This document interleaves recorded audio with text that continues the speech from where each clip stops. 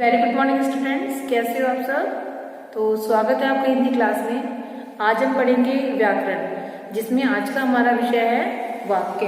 तो आज का हमारा विषय क्या है? वाक्य। तो जैसा कि हमने पहले क्या पढ़ा हुआ है, सबसे पहले हमने पढ़ा वर्ण। वर्ण क्या होता है? भाषा की सबसे छोटी इकाई।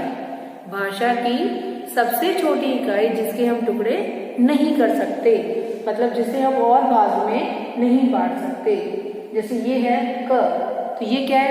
वर्ण, मतलब भाषा की सबसे छोटी इकाई जिसके हम और टुकड़े नहीं कर सकते। फिर हमने पढ़ा, ये तो क्या हो गया? वर्ण। फिर हमने पढ़ा शब्द। शब्द में हमने क्या पढ़ा कि वर्णों का सार्थक समूह। वर्णों का सार्थक समूह। तो ये क्या हो गया? शब्द। जैसे हमने मिलाया क, म, ल, ये तीन वर्ण मिलाया तो क्या बन गया? कमल। तो ये वर्णों का समूह भी है और इसका अर्थ भी निकल रहा है, तो ये क्या हो गया? शब्द। अब आज हम पढ़ेंगे वाक्य। ठीक है, वर्ण का पढ़ा हमने। भाषा की सबसे छोटी इकाई जिसके हम टुकड़े नहीं कर सकते, वो होते हैं वर्ण। उसके बाद शब्द पढ़ा। शब्द में क्या था कि वर्णों का सार्थक समूह। सार्थक मतलब जिसका कि अर्थ निकलता हो, स्पष्ट अर्थ। ठीक है, अब आज हम पढ़ेंगे वाक्य। तो वाक्य में क्या होता है कि शब्दों का समूह जो कि सार्थक होता है वो होता है वाक्य। उदाहरण के द्वारा समझे इसे, जैसे राम बाजार जा रहा है। ठीक है, अब इसको यदि हम ऐसे लिखते हैं, जा रहा राम है बाजार।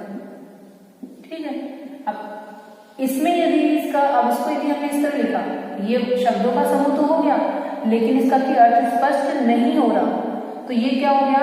निरर्थक है। ठीक है, तो ये वाक्य नहीं होगा।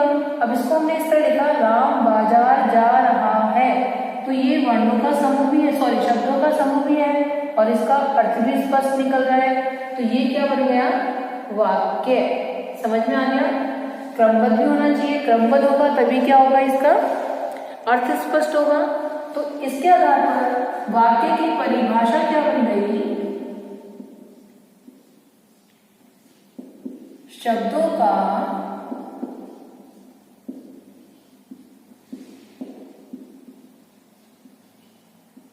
सार्थक समूह।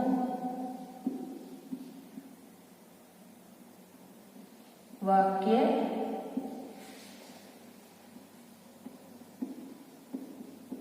कहलाता है। समझ में आ गया? शब्दों का सार्थक समूह वाक्य कहलाता है। तो सार्थक कब होगा? जो वो कि क्रमबद्ध होगा। जो मान लो हम बोले कि इसकी विशेषताएं क्या होगी कि इसमें जो है वो सार्थक होना चाहिए, क्रमबद्ध होना चाहिए और हर वाक्य जो है हर शब्द जो है वो अपना अर्थ स्पष्ट हो, उसका हर शब्द का अर्थ स्पष्ट होना चाहिए। तो ये हो गए वाक्य। तो अब हम देखते हैं वाक्य की परिभाषा क्या हो गई? शब्दों का सार्थक समूह क्या कहलाता है? वाक्य कहलाता है। अब हम देखिए वाक्य के भेद, वाक्य के अंग कौन कौन से हैं। पहले हम अंग के बारे में पढ़ेंगे कि जो वाक्य है इसके अंग कौन से हैं।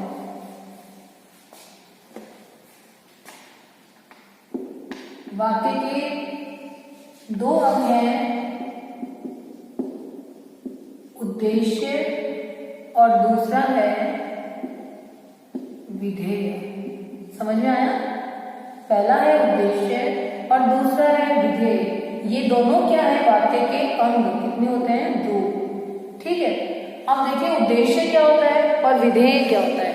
तो वाक्य में जिसके बारे में कहा जा रहा है, मतलब वाक्य में जो कर्ता होता है वो होता है उद्देश्य। जिसके बारे में कहा जा रहा है वो होता है उद्देश्य।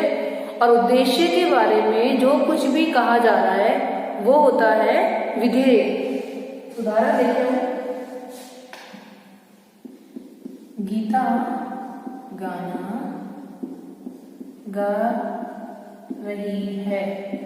अब ये जो वाक्य हमारे पास गीता गाना गा रही है, इसमें किसके बारे में कहा जा रहा है? गीता के बारे में। तो गीता हमारा क्या हो गया? उद्देश्य। समझ में आ गया? इसके बाद है गीता के बारे में क्या कहा जा रहा है? गाना गा रही है। तो ये पूरा क्या हो गया हमारा? विधेय। समझ में आया? वाक्य में जिसके बारे में कहा जा रहा है वो होता है उद्देश्य, और उद्देश्य के बारे में जो कुछ भी कहा जा रहा है वो होता है विधेय। अब इसकी परिभाषा देखें हम। पहला है उद्देश्य। उद्देश्य क्या होता है? जिसके विषय में कुछ कहा जाए उसे उद्देश्य कहते हैं। जैसा कि कहा था हमने, गीता गाना गा रही है। तो इसमें किसके बारे में कहा जा रहा है? गीता के बारे में। तो गीता क्या हो गई? उद्देश्य। जिसके विषय में कुछ कहा जाए, किसके विषय में कहा जा रहा है? गीता के विषय में। ये हो गया उद्देश्य। अब है दूसरा विधेय। विधेय क्या होता है? कि उद्देश्य के विषय में जो कुछ कहा जाए, उद्देश्य के विषय में जो कुछ भी कहा जाए उसे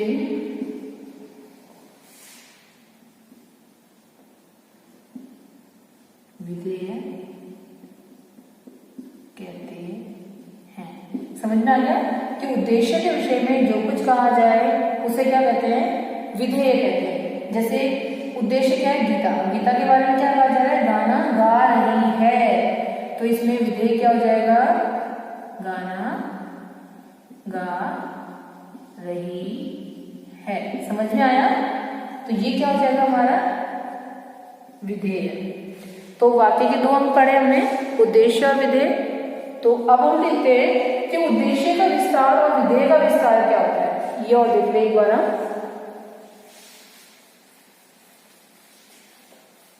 तो उद्देश्य का विस्तार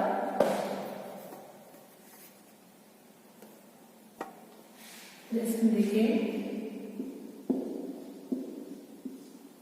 उद्देश्य का विस्तार। ठीक है।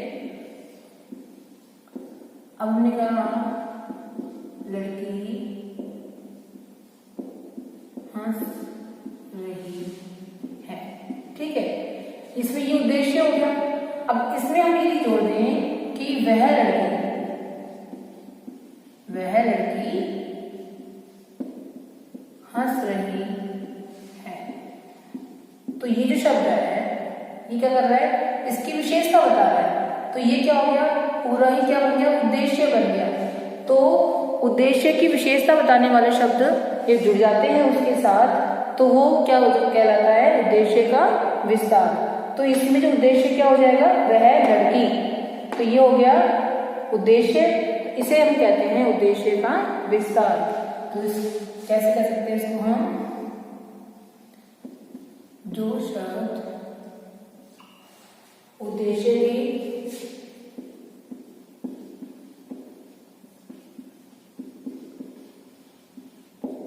विशेषता बताने के लिए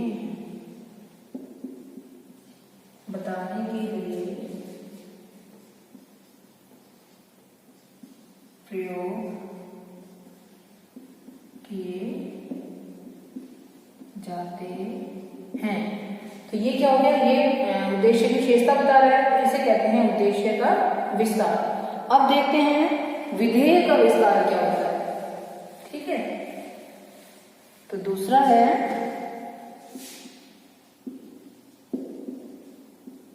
विधेय का विस्तार। अब इसमें क्या होता है कि जैसे उद्देश्य तो देख लिया, विशेषता होती है। अब कुछ होता है कि कर्म आता है, क्रिया विशेषण आता है, तो वो जुड़ जाए उसके साथ तो हो जाता है विधेय का विस्तार। मतलब क्रिया शब्दों के साथ यदि कर्म आ जाए या क्रिया विशेषण आ जाए तो इससे क्या हो जाता है, विधेय का विस्तार हो जाता है। उदाहरण देखे हो, जैसे विपुल भाग रहा है। ठीक है, अब इसमें विधेय क्या हो गया, भाग रहा है, ये क्या हो गया, विधेय। अब इसको एक ऐसे लिखेंगे, विपुल सड़क पर भाग रहा है। अब इसमें कर्म इसके साथ आ गया तो ये क्या हो जाएगा, जो विधेय इसका विस्तार होगा, मतलब विधेय बढ़ गया। पहले क्या, विपुल भाग रहा है, ये विधेय है। अब इसमें विपुल सड़क पर भाग रहा है, तो क्रिया के साथ कर्म आ गया, तो ये क्या हो गया, बढ़ गया। तो इसे कहते हैं विधेय का विस्तार। या फिर क्रिया विशेषण शब्द आ जाए, मान लो क्रिया के साथ कर्म आ जाए या क्रिया विशेषण आ जाए तो विधेय क्या होता है, बढ़ जाता है, तो इसे कहते हैं विधेय का विस्तार। तो ये हो गया विधेय का विस्तार। तो इसे हम कैसे लिखेंगे, जो शब्द क्रिया के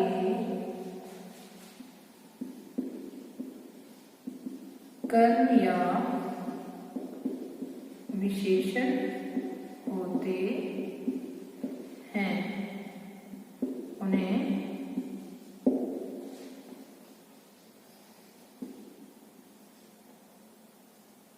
विधेय का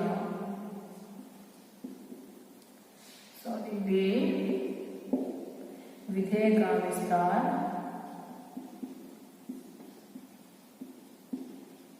कहलाते हैं। समझ में आ गया कि जो क्रिया के कर्म या विशेषण होते हैं वे विधेय के विस्तार कहलाते हैं। तो उद्देश्य हमने पढ़ा कि वाक्य में जिसके बारे में कहा जाता है वो होता है उद्देश्य, और उद्देश्य के बारे में जो कुछ भी कहा जाए वो होता है विधेय। उद्देश्य और विधेय क्या होते हैं, वाक्य के अंग होते हैं। तो वाक्य के अंग कितने हो गए, दो। फिर हमने पढ़ा उद्देश्य का विस्तार क्या होता है कि उद्देश्य के साथ यदि विशेषण शब्द जोड़ दिए जाते हैं तो क्या कहलाते हैं, उद्देश्य का विस्तार। और यदि क्रिया के साथ विशेषण या कर्म जोड़ दिया जाता है तो वे शब्द क्या कहलाते हैं, विधेय का विस्तार। समझ में आया। अब हम पढ़ेंगे वाक्य के भेद। तो वाक्य के भेद कितने होते हैं, तो सबसे पहले हम देखें कि जो वाक्य के भेद हैं वो कितने आधार पर है। वाक्य के भेद, ठीक है, अभी दो आधार पे है।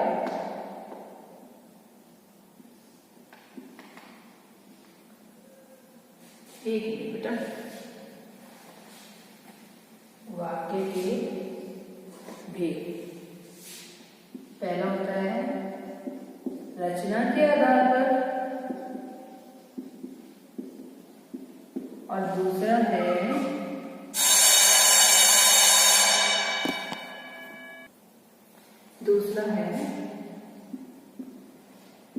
अर्थ के आधार पर। ठीक है, तो वाक्य के जो भेद है वो दो आधार पे हैं, रचना के आधार पर और अर्थ के आधार पर। तो पहले हम पढ़ते हैं रचना के आधार पर। रचना के आधार पर वाक्य कितने भेद हैं, तीन भेद हैं। सरल वाक्य, संयुक्त वाक्य, और तीसरा है मिश्र वाक्य। ठीक है, तो रचना के आधार पर कितने भेद हैं वाक्य के? 3 भेद हैं, सरल वाक्य, संयुक्त वाक्य और मिश्र वाक्य। तो पहले हम इनके बारे में पढ़ते हैं। तो पहला जो है कौन सा है? सरल वाक्य। ठीक है, तो सरल वाक्य में क्या होता है? जिन वाक्यों में एक ही उद्देश्य हो या फिर एक ही विधेय होता है वो होते हैं सरल वाक्य। जैसे राम खेल रहा है,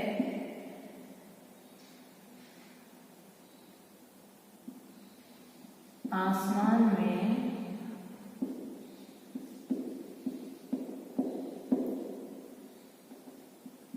पतंग उड़ रही है। तो हमने देखा कि जैसे ये इसमें क्या, एक ही उद्देश्य और एक ही विधेय है। तो जिनमें एक ही उद्देश्य होता है या फिर एक ही विधेय होता है वो होते हैं सरल वाक्य। तो इसकी परिभाषा क्या बन गई?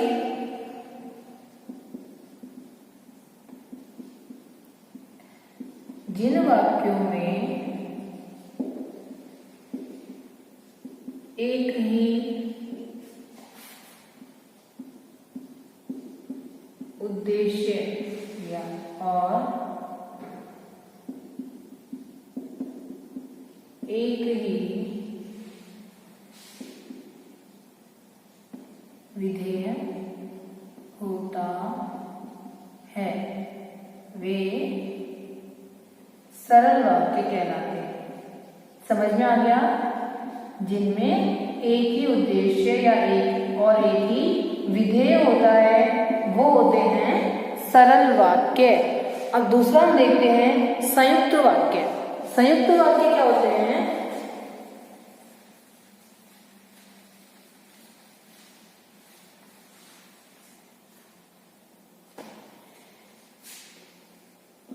दूसरा देखते हैं संयुक्त वाक्य। अब संयुक्त वाक्य क्या होते हैं? एक या एक से अधिक, एक से अधिक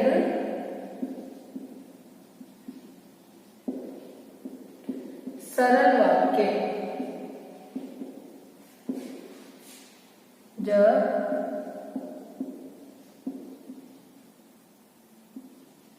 समुच्चय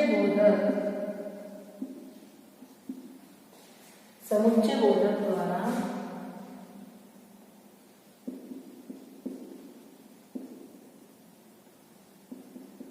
शब्दों का आपस में जुड़ जाते हैं। ठीक है, तो वे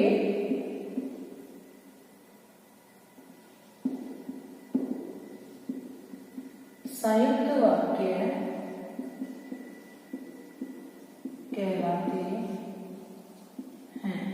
समझ में आया कि जब एक से अधिक जो सरल वाक्य है, एक से अधिक सरल वाक्य जब आपस में किसके द्वारा? समुच्चय बोधक शब्दों के द्वारा जुड़ जाती हैं तो वे होते हैं संयुक्त वाक्य। तो उदाहरण देखते हैं इसका। जैसे गीता गा रही है और निशा पढ़ रही है। समझ में आ गया? तो ये दो वाक्य, दो सरल वाक्य जो कि आपस में जुड़ गए किसके द्वारा? समुच्चय बोधक वाक्य के द्वारा। तो ये हो गया संयुक्त वाक्य कि जब एक से अधिक सरल वाक्य आपस में समुच्चय बोधक शब्दों के साथ जुड़ जाते हैं तो वो होते हैं संयुक्त वाक्य। और उदाहरण देखेंगे इसके हम एक बार। आकाश में बादल छा गई पर बारिश नहीं हुई। समझ में आ गया?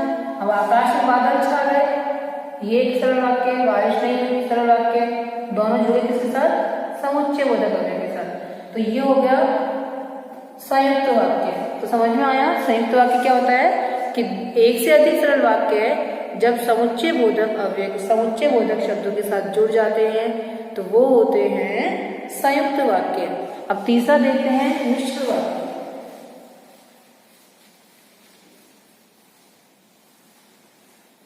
तीसरा है मिश्र वाक्य होते हैं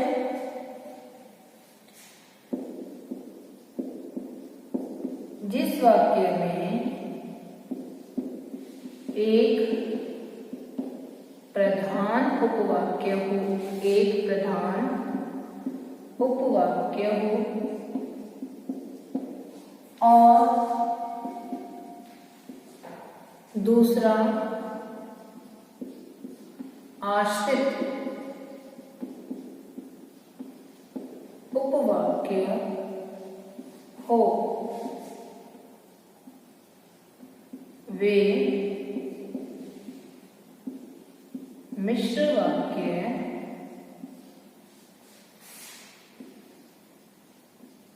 कहलाते हैं। अब देखो मिश्र वाक्य क्या हो गए, जिसमें कि एक प्रधान उपवाक्य होता है और दूसरा आश्रित उपवाक्य होता है। मतलब यदि आश्रित मतलब उस पर आश्रित रहना, उसके कारण क्या होगा, उसका अर्थ स्पष्ट होगा, तो वो होते हैं मिश्र वाक्य। मतलब एक उपवाक्य दो उपवाक्य एक साथ हो, एक उपवाक्य दूसरे उपवाक्य पर आश्रित होता है, एक प्रधान होता है या दूसरा आश्रित उपवाक्य होता है। तो यदि उसी के द्वारा क्या उसका अर्थ स्पष्ट होता है तो वो होते हैं मिश्र वाक्य। मतलब जिसमें एक प्रधान उपवाक्य हो और एक आश्रित उपवाक्य हो, वो कहलाते हैं मिश्र वाक्य। हमने बड़ा संयुक्त वाक्य, इसमें भी क्या होता है, दो वाक्य होते हैं, लेकिन उसमें क्या होता है कि दो सरल वाक्य आपस में जुड़े हुए होते हैं समुच्चय बोधक शब्दों के साथ। और इसमें क्या होता है, उपवाक्य होते हैं, मतलब एक प्रधान उपवाक्य होता है दूसरा उस पर आश्रित होता है, वो होते हैं मिश्र वाक्य। जैसे उदाहरण देखते हैं, उदाहरण हो गया, पिता ने समझाया कि सदा सत्य बोलना चाहिए। अब देखो इसमें क्या है, पिता ने समझाया कि ये प्रधान उपवाक्य है, सदा सत्य बोलना चाहिए आश्रित उपवाक्य है। अब इसके बिना यदि ये ही है सिर्फ और ये नहीं है तो इसका अर्थ स्पष्ट नहीं हो रहा, ठीक है। तो ये हो गया प्रधान उपवाक्य और ये हो गया आश्रित उपवाक्य, और ये जुड़ा हुआ है किसके साथ, टी के साथ। तो ये हो गया मिश्र वाक्य, जिसमें कि एक प्रधान वाक्य होता है जो कि आपस में जुड़े हुए होते हैं, वो कहलाते हैं मिश्र वाक्य। समझ में आया? अब हम देखते हैं, तो हमने इसके रचना के आधार पर 3 दिन पढ़ लिए, सरल वाक्य, संयुक्त वाक्य और मिश्र वाक्य। अब हम करते हैं अर्थ के आधार पर वाक्य के भेद। अब अर्थ के आधार पर वाक्य के भेद कितने हैं? अर्थ के आधार पर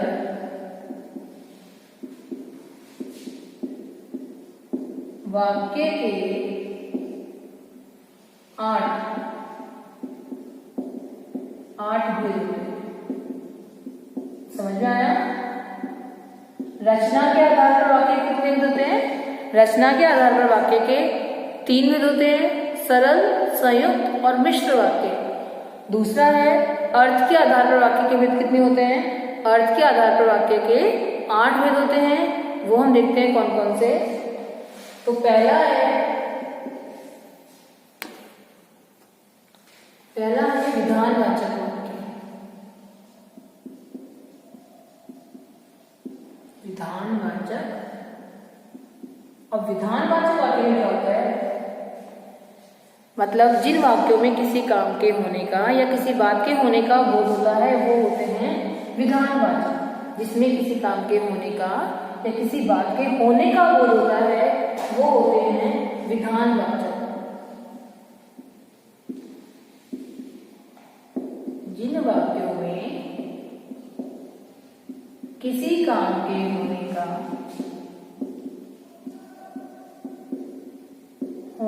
का या बात होने का बोध होता है वे विधानवाचक वाक्य कहलाते हैं। ठीक है, अब जैसे हम देखें उदाहरण के तौर पर कि वह मेरी सहेली है। अब इसमें क्या हो रहा है, बात होने का बोध हो रहा है। ठीक है, और माली पौधों को पानी दे रहा है। इसमें काम के होने का बोध हो रहा है। ठीक है, काम के होने का, तो ये हो गए विधानवाचक। जिन वाक्यों में किसी काम के होने का या बात होने का बोध होता है वो होते हैं विधानवाचक वाक्य। अब दूसरा हम देखें इसका निषेधवाचक वाक्य। दूसरा क्या होता है, निषेधवाचक वाक्य। दूसरा है निषेधवाचक वाक्य। अब विधानवाचक में क्या पढ़ा, किसी काम के होने का या बात होने का बोध होता है। निषेध मतलब मना करना। तो इसमें क्या होता है, जिन वाक्यों में किसी काम के न होने का बोध होता है। काम में बात मान लो, किसी काम के या किसी बात के न होने का बोध होता है, उसे निषेधवाचक वाक्य कहते हैं। उसे निषेधवाचक वाक्य कहते हैं, जिसे होता है नेगेटिव सेंटेंस। ठीक है, तो जिनमें किसी काम के या किसी बात के न होने का बोध होता है वो होते हैं निषेधवाचक वाक्य। उदाहरण देखें हम, उसने खाना नहीं खाया। काम के नहीं होने का बोध हो रहा। दूसरा देखिए, सड़क पर मत भागो। समझ में आ गया, तो इसमें निषेध का बोध हो रहा है। तो जिनमें कि किसी काम के न होने का बोध होता है वो होते हैं निषेधवाचक वाक्य। अब तीसरा देखते हैं,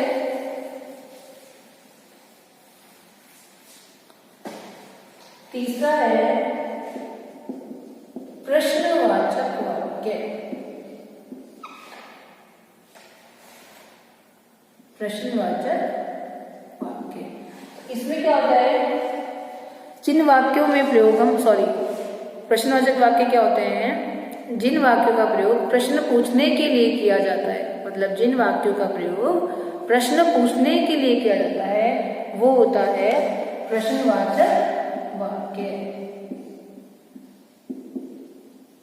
जिन वाक्यों का प्रयोग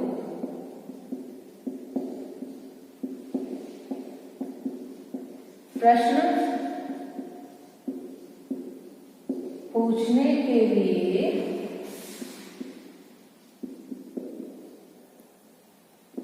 किया जाता है।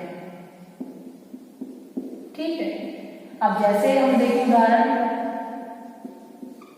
तुम कहाँ जा रहे हो।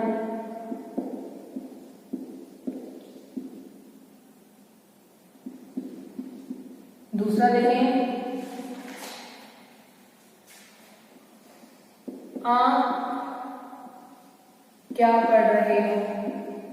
तो ये जो वाक्य है प्रश्न पूछने का बोध हो रहा है। तो जिन वाक्यों में प्रश्न पूछने का बोध हो, जिन वाक्यों का प्रयोग प्रश्न पूछने के लिए किया जाता है वो कहलाते हैं प्रश्नवाचक वाक्य। अब चौथा देखते हैं कौन सा इसका वे,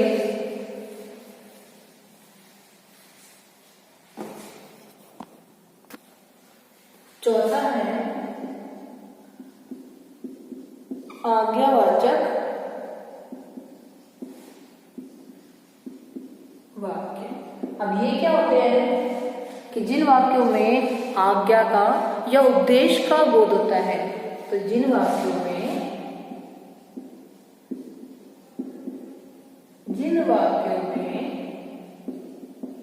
आज्ञा या उपदेश का बोध होता है, जैसे हम देखें, उदाहरण देखिए,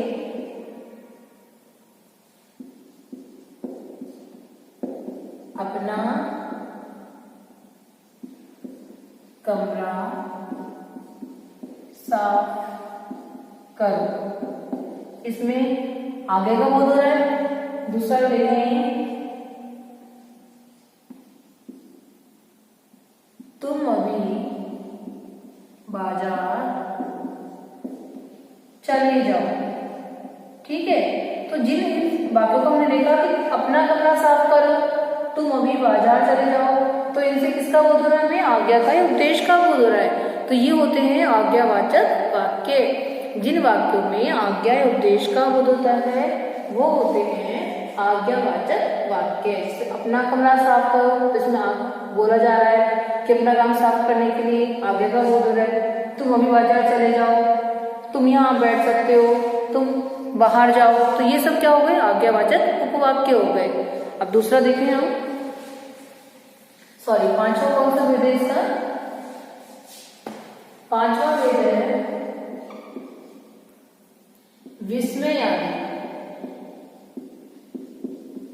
विस्मयादि बोधक वाचक, विस्मयादि वाचक वाक्य। अब जो हमने पढ़ा कि विस्मयादि बोधक शब्द हमने पढ़ लिए, हमने पढ़े कई बार इसके बारे में। तो वो क्या होते हैं? जिन वाक्यों में हमारे जो मन के भाव है, हंसी का, खुशी का, दुख का, शोक का, तो प्रकट होते हैं, वो होते हैं विस्मयादि बोधक शब्द। तो विस्मयादि बोधक वाचक वाक्य क्या हो गए? जिन वाक्यों में खुशी, दुख, शोक, घृणा आदि का भाव उत्पन्न होता है, वो होते हैं विस्मयादि वाचक वाक्य। तो विस्मयादि वाचक वाक्य में क्या हो गया?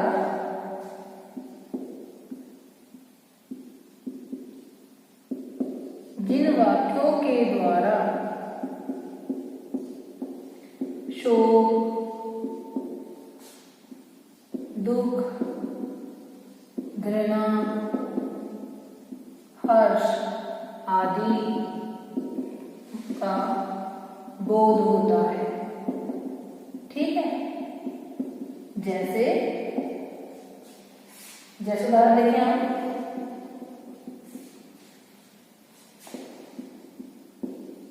अरे यह क्या कर रहा है,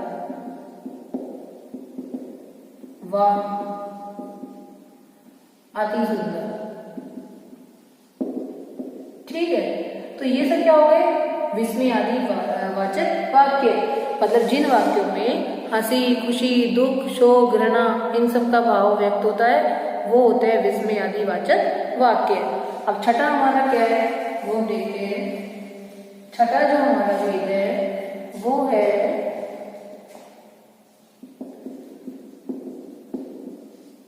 संदेहवाचक वाक्य। अब संदेहवाचक वाक्य में क्या होता है कि कोई भी काम है, किसी भी जिन वाक्यों में किसी भी काम के या किसी भी बात के होने में संदेह का बोध होता है, जैसे कर लिया होगा, हो गया होगा, तो इसमें काम के पूरा होने का बोध नहीं हो रहा, मतलब काम के होने में संदेह का बोध हो रहा है कि पता नहीं हुआ है या नहीं हुआ है, हो सकता है। तो ये सब क्या होते हैं? संदेहवाचक वाक्य। तो इसकी परिभाषा हम देखें, जिन वाक्यों के द्वारा किसी काम के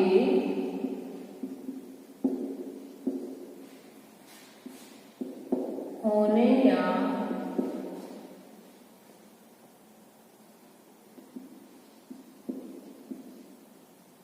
करने में संदेह का बोध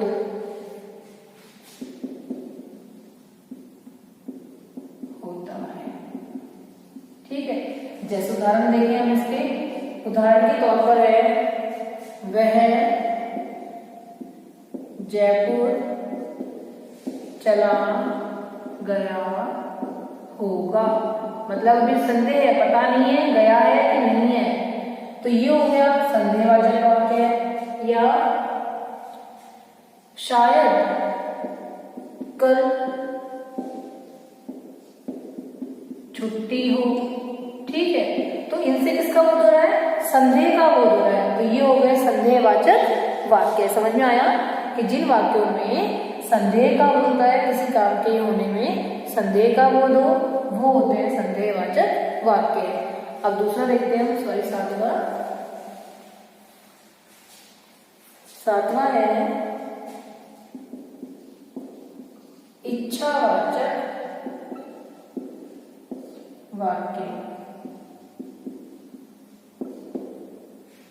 अब इच्छावाचक क्या होता है कि वे वाक्य जिनमें किसी की कामना, किसी के लिए कामना, आशीर्वाद, इनका बोध होता है, वो होते हैं इच्छावाचक वाक्य। जैसे तुम सदा खुश रहो, तुम दीर्घायु रहो, तो ये सब क्या हो गए? इच्छावाचक वाक्य। जिन वाक्यों में आशीर्वाद या इच्छा का बोध होता है वो होते हैं इच्छावाचक वाक्य।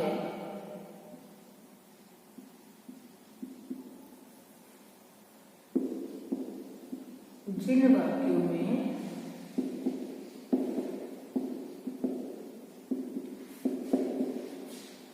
आशीर्वाद, इच्छा या कामना का बोध होता है। ठीक है, जैसे उदाहरण देखें हम, जैसे ईश्वर तुम्हें खुश रखे। आशीर्वाद का बोध है, तुम दीर्घायु हो। ठीक है, तो इनमें क्या हो रहा है? आशीर्वाद का या कामना का बोध हो रहा है, तो ये हो गया इच्छावाचक वाक्य। अब जो हमारा आठवां और लास्ट है वो कौन सा है? वो है संकेतवाचक वाक्य। जो हमारा आठवां है वो है संकेतवाचक वाक्य। तो इसमें क्या होता है कि संकेत मतलब इसमें होता है कि किसी भी वाक्य में उसके पूरे होने पर वो दूसरे वाक्य पर उसको आश्रित हो। मतलब एक वाक्य का पूरा होना दूसरे वाक्य पर आश्रित हो, वो होता है संकेतवाचक वाक्य। जैसे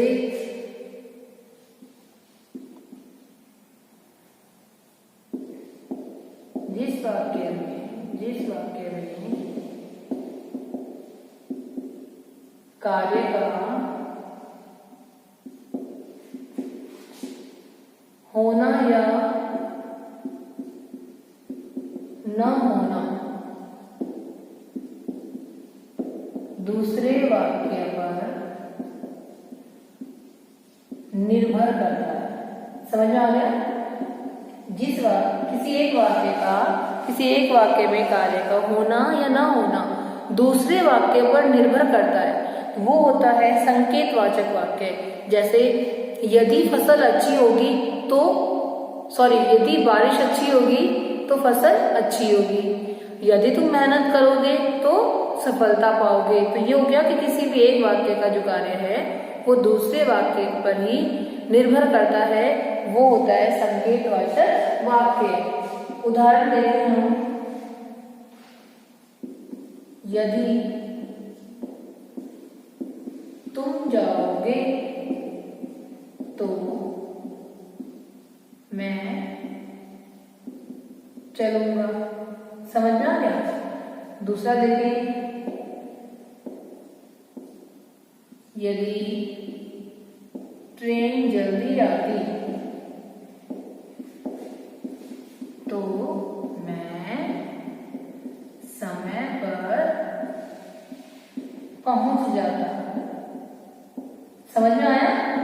क्या हो गया, जिन वाक्यों में एक वाक्य जो होता है, एक वाक्य में किसी कार्य का होना या न होना दूसरे वाक्य पर निर्भर करता है, वो होता है संकेतवाचक वाक्य।